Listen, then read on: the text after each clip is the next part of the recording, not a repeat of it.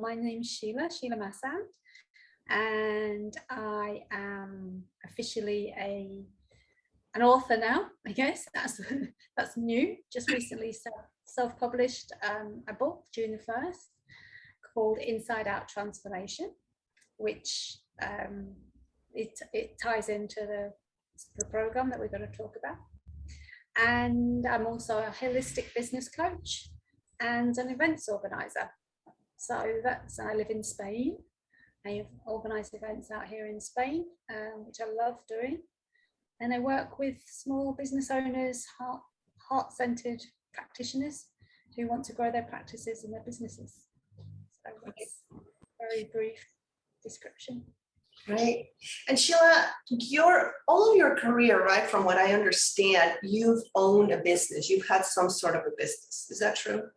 I wouldn't say all my career. Late 90s, I think 96, 97 was when, so it's not all my stuff, after I had children. I've had since 97, 96, 97, I've been a business owner. Whether that's on my own as a solopreneur, or whether that's been, at one point I've had 20 employees, so yeah. So that's giving you some experience as to what it takes to be in a business and be a business owner and all of that. And yeah, were you going to say something? No, I agree. Yeah. Okay. And so, I'm just wondering, within the context of change, right, and things changing and projects need to be adjusting and all of that, I'm just wondering what has been your experience in relationship to dealing with change? Well, as you say, that the biggest change, I mean, for me was the business that I started out in the late 90s was with a business partner.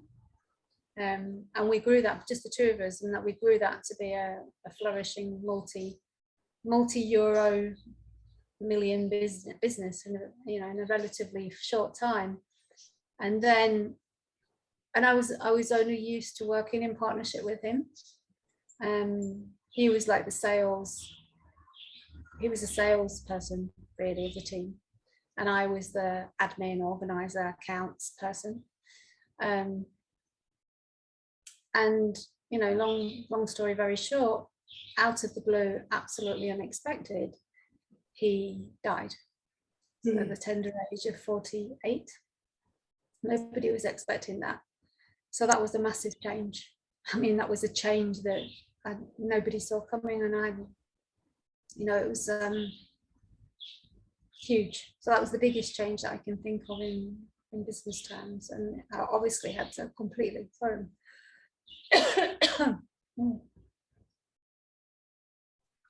obviously had to totally regroup, totally. My whole direction changed, because just before that we had been in conversation that I was actually going to leave the business. I was going to become a silent partner, because I decided that I didn't want to be in that type of business anymore. It's a food import business. We were importing food from the UK, and I'd become a vegetarian, and I was importing meat, and it just it felt very off. And also I knew it was time for a change for me, and I wanted to go into something more. I didn't know exactly what it was, but I knew it was more about helping people, which is what I did in the end. But at that point in time, when I thought I'd got an easy road out, like brilliant, he'll carry on running the business, I'll keep getting my income, everything just changed. Everything changed literally overnight, because he went from being sick for about 4 weeks, and then he was gone. So there was a lot of complications. So it was massive change that I had to go through, and I felt like I was alone. Yeah, that wasn't nice at all. I felt very alone. Yeah. So I'm not sure if that answered the question. What the question was about change in business, right? Yeah. But I love that you're sharing this, and I'm sorry about your loss. But I mean, these things happen, like you have this plan, you know, and while you're planning, it almost feels real, you know, even though it hasn't happened. There's this sense of like really being able to visualize things and plan other things, and then life shows up in a completely different way. And sometimes in a very dramatic way in business, you know, and other times maybe a little bit more subtle.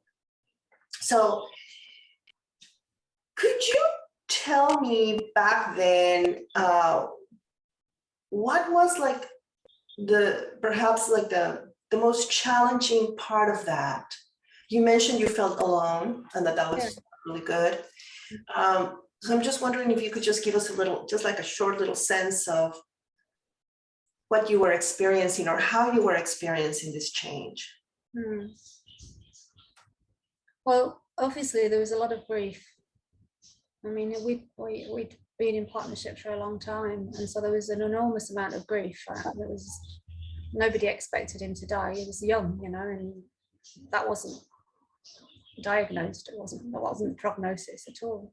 So there was an awful lot of grief, and my grief in the company, grief amongst the employees. So it was, you know, there were funerals to organise, and there was also his family. His family also worked. One of his sons worked in the business. That was his challenge, because he thought he could just walk into his father's footsteps, and so I was confronted with challenges there that wasn't how it was going to work out. There was no will with him being so young, so all that took such a long time. There was lots financially. We ended up paying for the funeral because they didn't have the money, because what happens when somebody dies is they freeze bank accounts. There's no will, and so there was no access to funds. So there was a lot of emotional distress around the situation, not only with losing somebody that you love and care for, but also emotional distress around family anger, frustration, and then the employees as well. They've lost. He was the face of the company. As I said, I was one in the background, really. He was the face. So they felt like they'd lost their leader in a way. And I felt like, especially because I'd been sort of taking this backseat, like I had to step in and now be the leader that I did not want to be. I did not want to be that leader. I had a whole different path I was going down. But who was going to do it? There was nobody else that could do it at that point in time legally, and even, you know, practically there was nobody else that could do it. So I had to step into some really big shoes. I had some big shoes to fill, and so it was. And I didn't know, because of the family situation. As I said, it was lonely, and honestly didn't know who I could trust, because there's been a lot of other things going on in the company, and I felt like I didn't have anybody I could really, really trust. That was really hard. And I had to then I had to make a lot of decisions very quickly as to, you know, all the responsibilities that he had. Who was going to do that work, because I was doing my work, and who was going to do that work? And I had to take over his work. So it was stressful. It was just emotionally draining. And as I said, I think the biggest thing was feeling alone, because I didn't know who I could trust in the company. And people felt like they were taking sides and things like that with the family members and me. And I just felt like I was not liked very much. But I got through it. I mean, I got through it because you just do, don't you? You find your resilience, you find the strength to do these things, and just it's a step at a time, and just one day at a time, one step at a time. Getting legal advice, speaking to lawyers and accountants, and finding out where I stood. But it felt like I had to have some big shoulders to for a long time, for a very long time. Yeah. So one of the things that we talked about in the class was just this idea that we are born with all the resources that we're going to need to deal with any change. And one of the goals, one of the promises or the hopes, the reason why we're doing this project really is because we want to spread that fact, around the world. Because as you mentioned, just with your experience of changing this business, not all the time and not for everyone, but sometimes life can throw big curves, where we are now in a position to maximize our ingenuity and creativity and resourcefulness, and we have to do it in a timely manner and all of that. So I'm just wondering if at that time, if you could have seen maybe more alive the fact that, or felt in your bones at that time, the idea that, or the fact that you are equipped with all the resources that will help you move through change and transition, like you said, one step at a time. Just wondering how that would have contributed for your well-being, or how would have that changed that experience for you? Yeah. I mean, I've no way of knowing that for sure. And I have thought about this many times because of having the understanding that I do now about how we work psychologically, and this knowing that we have everything that we need at every moment. My imagination tells me that it would have been very different, that I wouldn't have spent so much time worrying. I wouldn't have had so many sleepless nights. I don't know, but I imagine I wouldn't have had so many sleepless nights. I would have trusted myself and not concerned myself so much with feeling alone, that I would have known who to talk to, who to reach out to, without the added noise in my head about the worry, the stress, the stressful thinking, the worried thinking. I'm sure that it would have been a gentler experience. Well, no doubt I would have had the emotions, but I'm sure it would have been, just given my experience now of supposedly stressful situations, I think it would have been a much gentler experience. And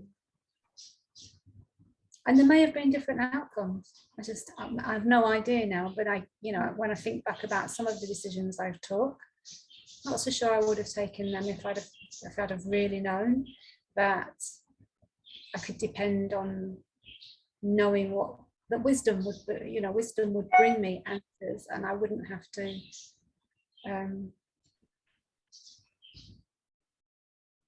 I wouldn't have to rely on other people so much. So thank you. Yeah, there's no way that we would know exactly, but you have the sense that it might have been a gentler experience. Yeah. I'm sure I just really feel that would be true. Yeah. So I'm wondering now, as you continue to be a business owner, now working on your own, and as a business owner, we have many decisions to take, especially when we're working like by ourselves, right? People are solopreneur. And I'm just wondering now, how does knowing that you have every resource that you're going to need for all the changes and adjustments and transitions for your business, what kind of experience does that understanding offer you? Again, it's a gentler experience of what could be a much rougher one. I think we've just come through this period of a pandemic, of lots of things drying up for me. You know, as I said earlier on, I've been organising events in Spain, and that's been a major part of my income over the previous years. And suddenly overnight it stopped. You know, there's been 2 years of having no events here so far, and maybe 3 years it will be. And so the worry and the stress about finances, which are very habitual, were very habitual for me. I'm not saying they disappeared, because I still fall into worry and angst here and there, but I notice, I come back to the present moment, and I remember that the resourcefulness, that we have everything that we need, that I have everything that I need within me, and that I'll be guided moment to moment, that I'll know what the next step is. And right now in this moment, what's happening right now, and that's really helpful to me, is to just look at, so do I have everything I need right now? Yeah, I do. So the worry is always about the future. The worry is about what's going to happen if I run out of money, what's going to happen if there's never any more events, what's going to happen if, it's always the what if in the future type thinking. And so knowing that all we have is right now, this moment, and come back to that, remember that that everything's there, and this knowing that I'll always know what the next step is. You don't need to know the next 20,000 steps. I just need to know what the next one is, and I always seem to know what the next one is. So that's comforting. That really helps me to be here now. Oh, okay, this is what's drawing me next. This is what I'm doing next. Oh, I'm finishing my book. Oh, I'm creating some Zoom sessions for the book. Oh, I'm and that's really cool. And because we're so connected as well, it feels like everything's so everything's at our fingertips anyway. So that's really, really helpful to me. So the practical implications as a businesswoman of understanding that you have what it takes to deal with the next change and the next change and the next transition and all of that is what? That's a really good question. It goes back to this, when I'm not worrying, there's space in my head, there's space for me to listen to what wants to happen next. So a practical implication is absolutely knowing that I don't have to listen to the busy what ifs, the